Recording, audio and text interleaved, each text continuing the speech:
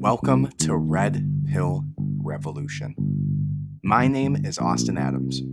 Red Pill Revolution started out with me realizing everything that I knew, everything that I believed, everything I interpret about my life is through the lens of the information I was spoon-fed as a child. Religion, politics, history, conspiracies, Hollywood, medicine, money, food, all of it. Everything we know was tactfully written to influence your decisions and your view on reality by those in power. Now, I'm on a mission to retrain and re-educate myself, to find the true reality of what is behind that curtain, and I'm taking your ass with me. Welcome to the revolution. Hello and welcome to Red Pill Revolution. My name is Austin Adams, and this is the second episode of Red Pill Revolution. So excited to share this topic with you guys. It's been something that I've been researching and looking into for, months now. I've been looking into this. I've actually recently wrote a research paper on it, which makes it even more interesting to talk about today and bring you some of the scholarly advice that I found myself when researching it. So, without further ado, let's talk about it. This week's episode is on secret societies and the founding of a nation. And this might be one that you're familiar with. It might not be. So if it's not something you're familiar with, it's crazy to find out some of the more in-depth, unknown history of our founding fathers and the ideals that they left behind, some of which weren't their own. They were actually a part of these secret societies like Freemasonry. And so to start us off, I'm actually going to read a little excerpt from my research paper that I think will get us into a pretty interesting conversation about this topic. But before we do that, I need you to do this one little thing for me. I need you to like and subscribe to this channel. I need you to share this to whoever you know. And I need you to go to ichoose.red.com is for losers. ichoose.red and sign up for my newsletter. I'm going to be keeping you guys updated. I'm going to be pushing out all of the articles that I referenced there. I'm going to be putting out a weekly newsletter about the topics that we discuss, and it will keep you updated moving forward. I appreciate you guys so much. Like, subscribe, share. Let's start this revolution together. Statues all over the country idolize our founding fathers as though they were the gods of the Greek. When we think of these figures in American culture, we think of noble, intelligent, wealthy men who manifested freedom from oppression with sheer will. But the truth of where they got those ideologies from and where they got their ideas from is even more interesting than that. Many of the belief systems and actions that these founding fathers took were the result of well-planned decisions made in the shadows of these secret societies. Freemasons, Sons of Liberties, and Rosicrucians were among the most prominent secret societies of the early founding of our nation, and they played a hand in directly taking action against the British monarchy and eventually leading to the war with them. Although, as the name suggests with these secret societies, it's somewhat hard and difficult to really extrapolate the effect that they had, or really know the true effect of what they had on our nation or our country as a whole. So a lot of it you kind of have to piece together yourself. But even with the knowledge that we have of these people, what little knowledge we have compared to what maybe the real truth and history of these secret societies are, still leads us to believe the impact that they had on our country is tremendous. So, of the men who signed the Declaration of Independence, I believe there was 56 of them, 13 of them were Freemasons. 6 of them were Sons of Liberty, and one of them at least was a Rosicrucian. That one being, interesting enough, Benjamin Franklin himself. But so, to name some of those signers of the Declaration of Independence, you'd think of people like George Washington, a very prominent Freemason who actually was the head of a lodge himself.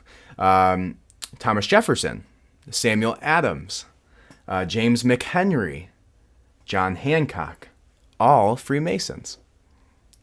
Now, when you think of that in today's light, when you think of Freemasons, a lot of what people think today is like old dudes sitting in a banquet hall and, just shooting the shit together and networking and, going to charity events. And that's not what it used to be. That's not what Freemasonry is, or at least that's not what it was.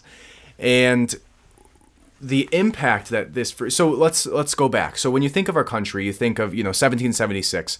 Our country was founded. They wrote the Declaration of Independence or the Articles of Confederation, and we became our own nation away from Britain. But prior to that, we still had people migrating here from all over the world, right? Canada ended up being settled by primarily the French. Mexico being settled primarily by the Spanish, and then the colonies eventually leading throughout the entirety of the continent of what is today's United States of America,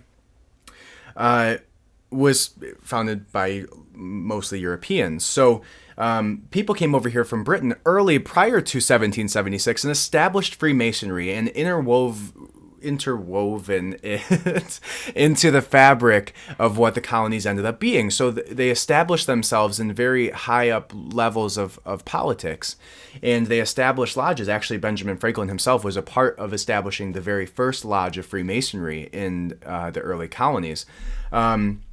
So basically, they came over here from Great Britain, and they had this ideology, this idea in mind that they were going to spread, that they wanted a nation away from what Great Britain was. Great Britain being basically ran by a monarchy, which is based on royal bloodlines and the Catholic Church.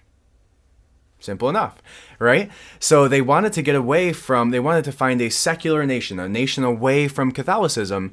And once you look a little bit more into Freemasonry and the rituals and the religious aspects of it and, some of that, you can start to piece a little bit of these things together. But one thing that really helped me piece this together was Samuel Adams' letter to Thomas Jefferson, which he basically... I don't want to paraphrase Samuel Adams, so let me see if I can find the quote for you. But he basically said that the Kabbalistic Church, being the Catholic Church, was a monster that was let's get the exact quote. But he called Catholicism and the Catholic Church a monster to Thomas Jefferson, or Benjamin Franklin, which can only lead us to believe that the ideas of Freemasonry also aligned with that belief system. But he said that Kabbalistic Christianity, which is Catholic Christianity, in a letter to Benjamin Franklin, sorry, not Thomas Jefferson, Kabbalistic Christianity, which is Catholic Christianity, and which has prevailed for 1,500 years, has received a mortal wound, of which the monster, Samuel Adams, founding father of our country, calling the Catholic Church a monster, the monster must finally die, yet so strong in his constitution that he may endure for centuries before he expires, which we still see, obviously, holding true today. So the idea was that they were coming here from Britain, and they wanted to get away from the idea and away from the reaches of the Catholic Church and the British monarchy, right? The British monarchy being made of long-standing royal bloodlines. And so what they did is they came here, they established themselves very early on in the founding of this country, and they got very prominent men like George Washington, men like Thomas Jefferson, men like Samuel Adams, all to be a part of this organization to share their belief systems and spread them through the politics of our country. And so it all started there. They wanted to get away from the British monarchy. And so once you start to piece these little pieces together, what it overwhelmingly what the theme of this looks to be is a lot of people will point to Freemasonry and Rosicrucianism and Illuminati and say that they're Satanists or that they worship the devil and they do these crazy dark magic rituals, and a lot of that's true. But one thing that doesn't really touch on is the idea that it's a difference in religious ideology. It's not that these people are like sitting there worshiping the red man who is the evil of all the world. No, they have a different perspective on the same stories told within the Bible. And the perspectives that they hold are that the God that the Catholic Church praises and loves, Yahweh, is an evil God, and a God who in part he put his wrath on humanity when he flooded the world and let Noah bring all of the people on the people and the animals onto his boat to restart the world over, basically. And so they believe that's an evil God, and that he shunned his angel son Lucifer, who's the real good God. And it's really interesting. I don't know enough about it to really get too deep into it, but to me it's a difference in ideology. It's not that they're mostly all black wearing red horns, and there is some deep dark satanic ritualistic shit that they do, but for them it's for the good of humanity, right? Abraham or George Washington himself said that to enlarge the sphere of social happiness is worthy of the benevolent design of a Masonic institution, continuing on to say that the grand object of Masonry is to promote the happiness of the human race.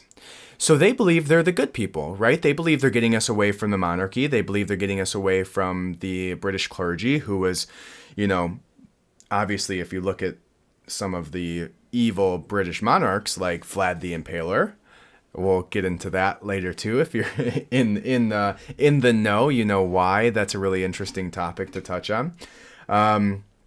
But they wanted to get away from the British monarchy and establish a new country under the belief systems of Freemasonry, and the Freemasonry being interwoven with the religious aspects of Rosicrucianism and the idea of alchemy and dark magic and rituals and symbolism. And but one person that you'll see kind of woven into this early storyline of the colonies and Rosicrucianism and secularism and Freemasonry, also being attributed to as one of the founding fathers of Freemasonry, and it was Sir Francis Bacon. And Sir Francis Bacon is a really interesting. There's a lot of clouds surrounding or smoke around this man's life. He's attributed to being the real writer of Shakespeare. He was the editor of the King James Version of the Bible. So once you realize that Sir Francis Bacon, and this will all kind of play into each other. It might seem like some crazy yarn on a wall string shit, and it is. So give me a minute. But Sir Francis Bacon basically is allegedly the bastard son of Queen Elizabeth, and when he was given to the Bacon family, she gave him a lot of mentorship and made sure that he was well taken care of. And so she sent James D with him to be his mentor, and basically they basically made it so he learned all of these languages. He learned he could speak 7 languages fluently, including Greek and Latin.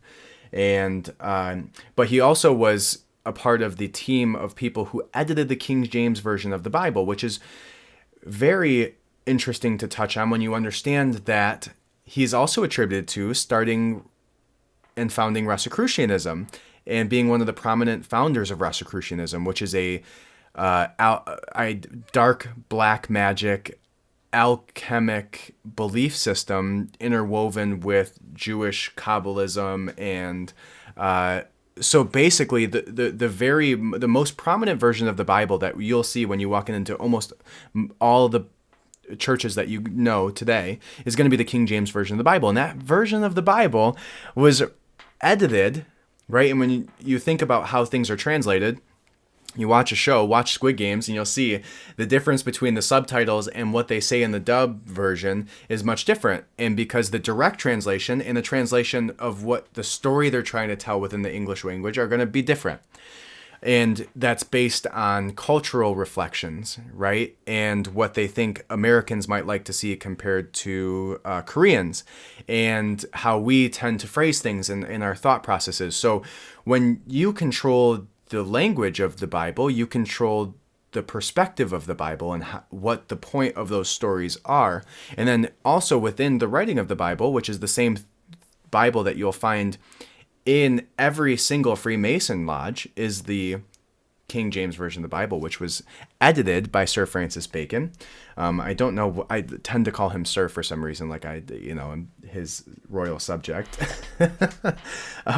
But he edited the King James Version of the Bible. He also founded Rosicrucianism, is one of the main founders of the Freemasonry, and is widely thought to in the conspiracy world have reincarnated himself, so basically died off and came back as an enlightened being, but basically faked his own death and came back as Saint Germain. And Saint Germain is believed to have been present at the time of the signing of the Declaration of Independence, almost being the puppet master and making sure everything went over smoothly, and when people had doubts about things would stand up and talk about it in a way that everybody agreed with. And so in another side note to that is, once you realize that every single person that was in the signing of the Declaration of Independence, had they been found and caught, it was treason. They were committing illegal acts.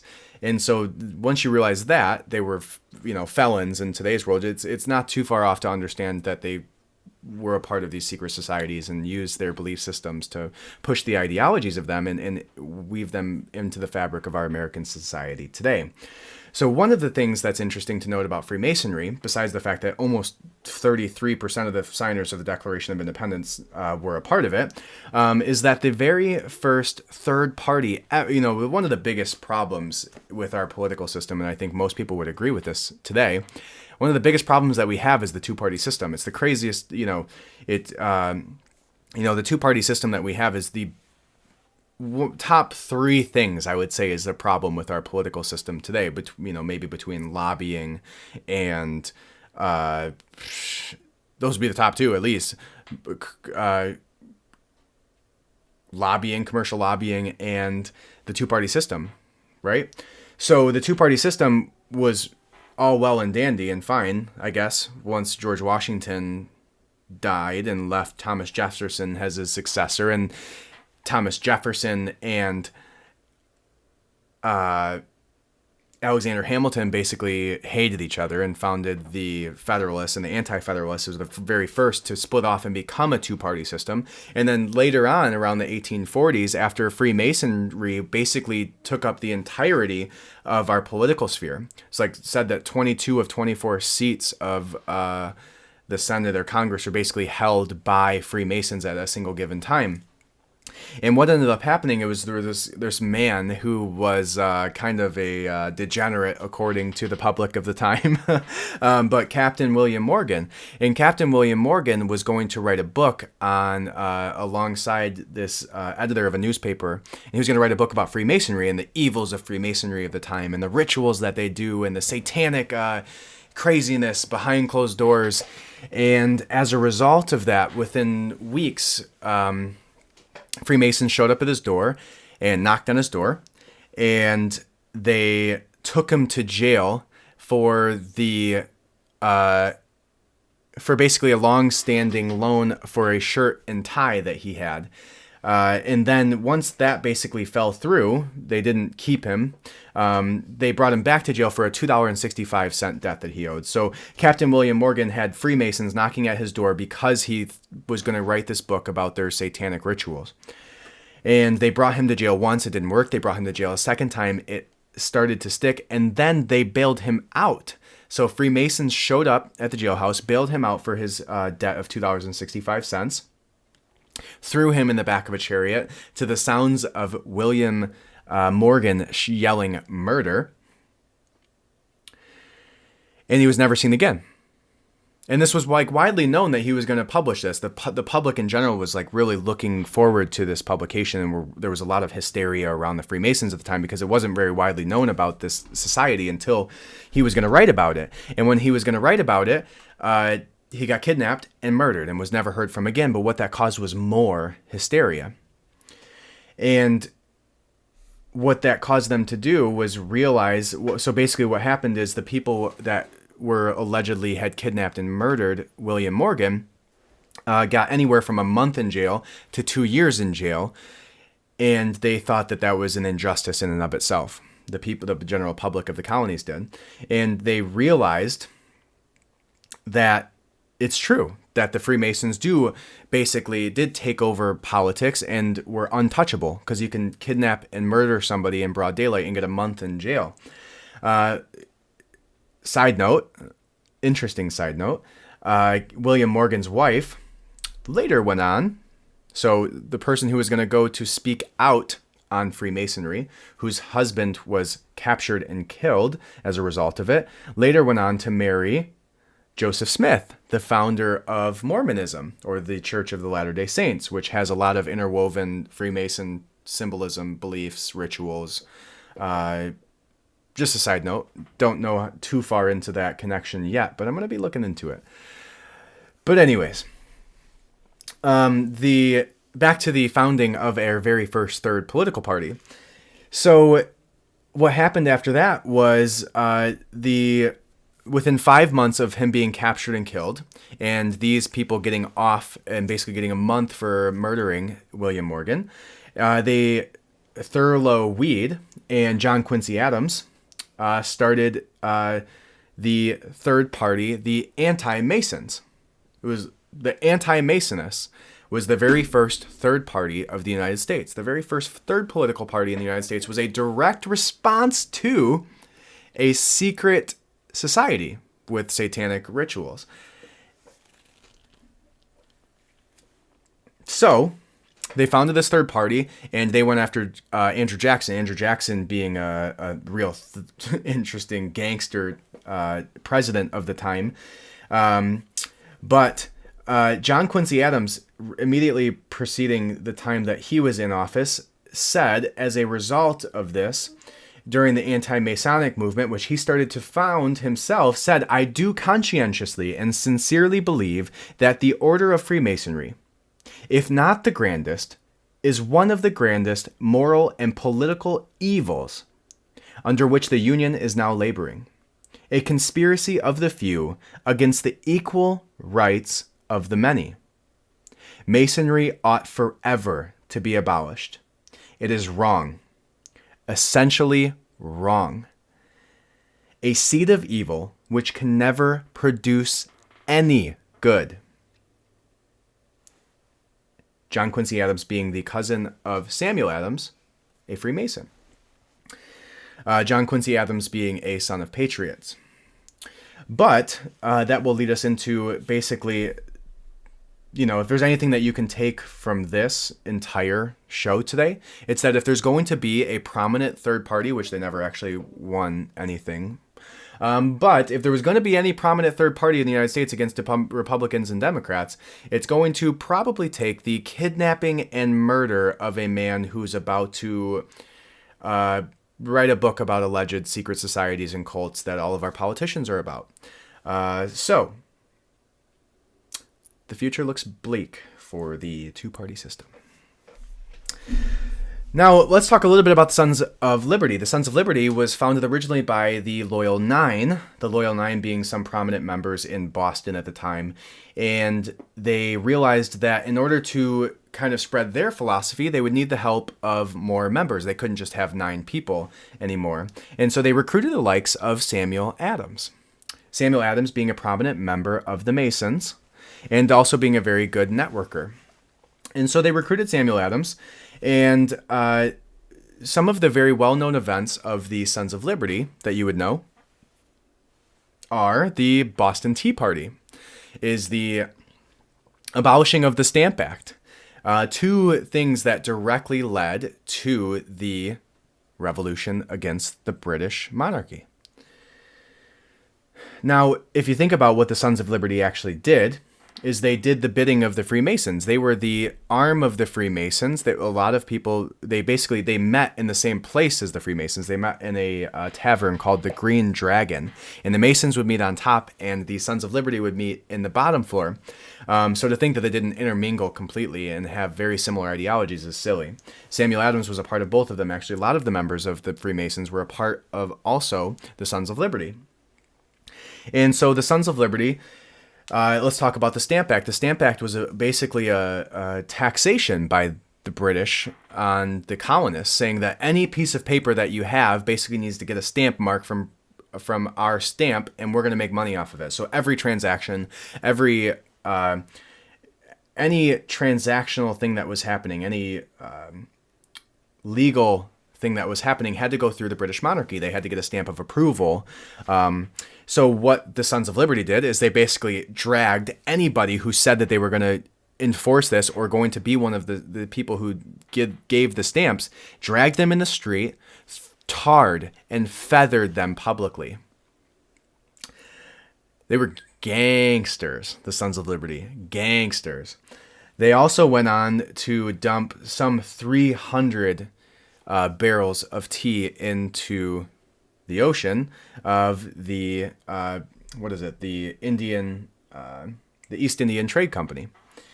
And so the Sons of Liberty were just doing all sorts of illegal shit constantly to push the ideology of these Freemasons and to start this revolution against the British clergy, and against the Vatican and the Catholic Pope, right? And we go back to that Samuel Adams letter where he calls Catholicism a monster that needs to be eradicated.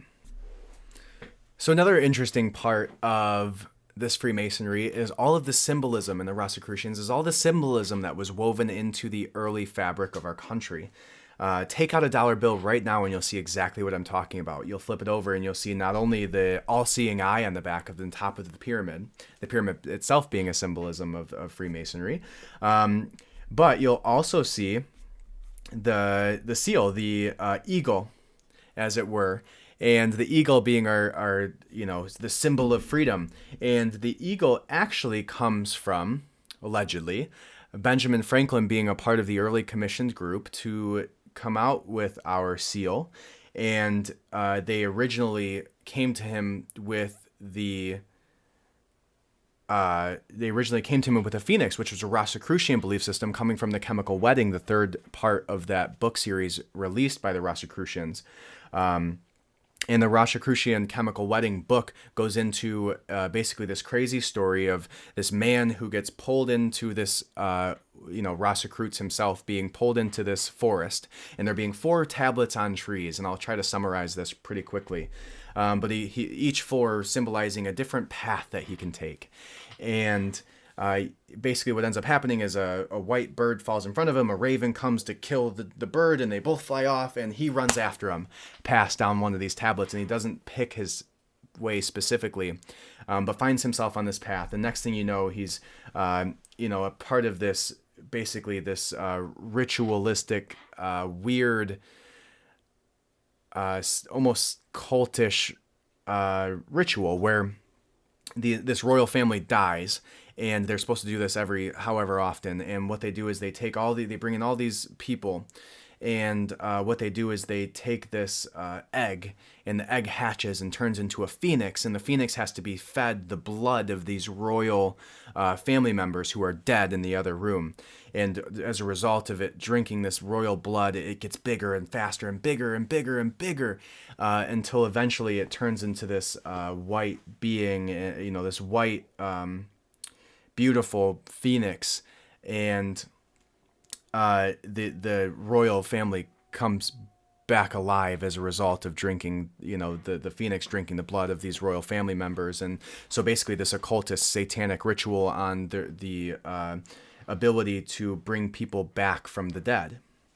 And so Benjamin Franklin, being a practitioner of Rosicrucianism, was a part of making this symbol for the country. And when commissioned to do so, they originally brought him the phoenix and said, "This should be it. We are, coming from the ashes and turning into this new great nation, the new Atlantis, and the phoenix would be the perfect symbol to symbolize this new country."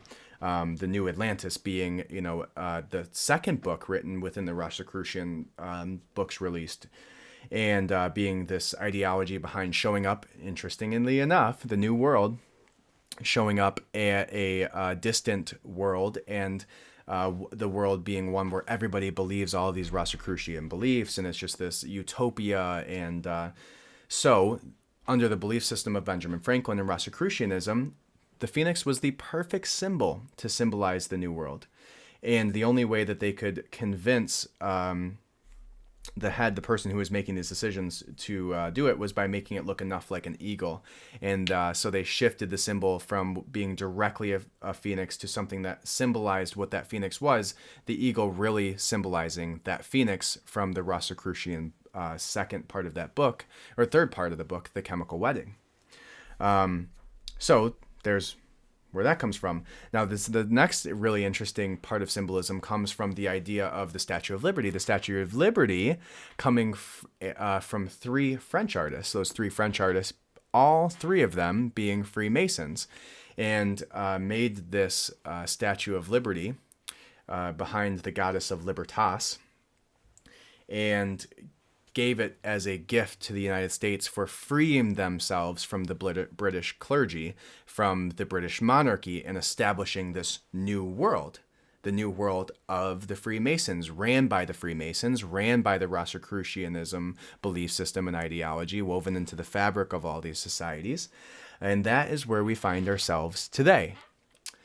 Interestingly enough, George Washington, at the time, you've heard of, I so solemnly swear on the Bible.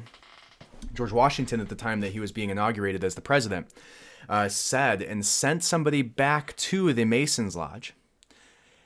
Sent somebody back to the Masons Lodge to get a Bible, because according to Freemason belief systems, when you swear on an oath, you have to swear over the King James Version of the Bible.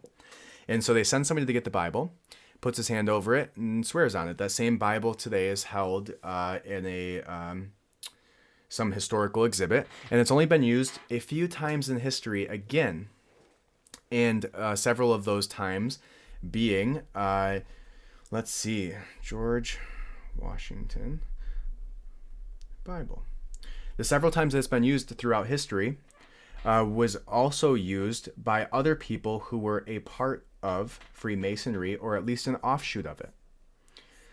The other inaugurations and appearances where it made its showing was by Warren G. Harding, by Dwight Eisenhower, by Jimmy Carter, by George H.W. Bush, and was also going to be done by George W. Bush. So it's interesting to note that George W. Bush and George H.W. Bush were Skull and Bones members from Yale, which was founded by an early German beliefs to be a Freemason. So spreading the belief systems into the academic societies of our country to further seed them into the high-level institutions that would then make up the powerful elite that we know today. So Harding, Eisenhower, Carter were all Freemasons. Bush and Bush Jr. were Skull and Bones. So interesting to note that the only people whoever used George Washington's Bible, the Masonic Bible, the King James Version of 1767, I believe, dated 1767, was fellow secret society members.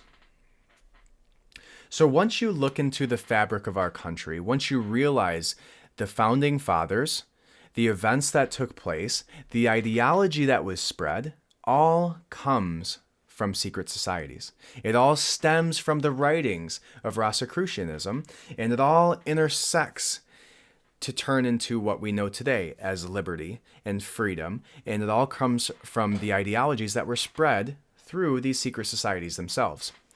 A lot of what people think about these early societies were they were satanic, ritualistic cults.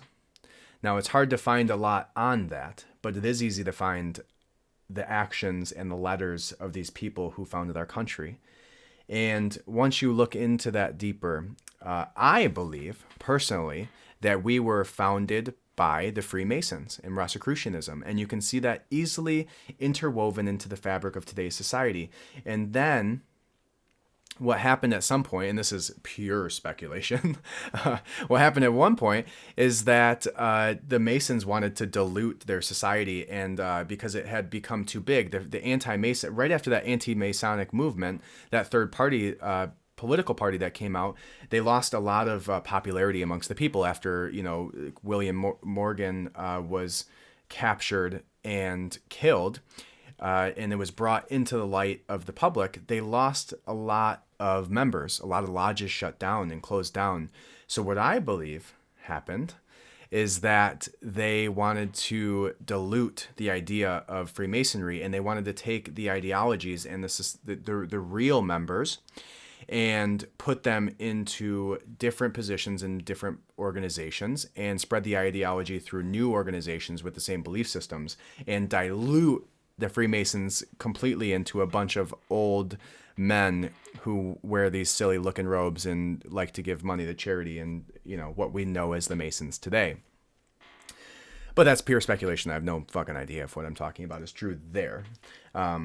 Or, just check everything I say and be on the safe side. But but there is your story and a little bit of the understanding on how our country was founded by the ideologies of these early practitioners of secret, satanic, ritualistic cults. And I hope you enjoyed some of that today. And I hope you learned something. If you have any questions, go ahead and comment. As always, find me on social media. Go ahead and subscribe to this video right here below. Find me wherever you have podcasts and share this with all your friends. I love doing this for you guys. I love talking about these topics. And I look forward to bringing some guests on. So thank you so much for joining me. Have a great day.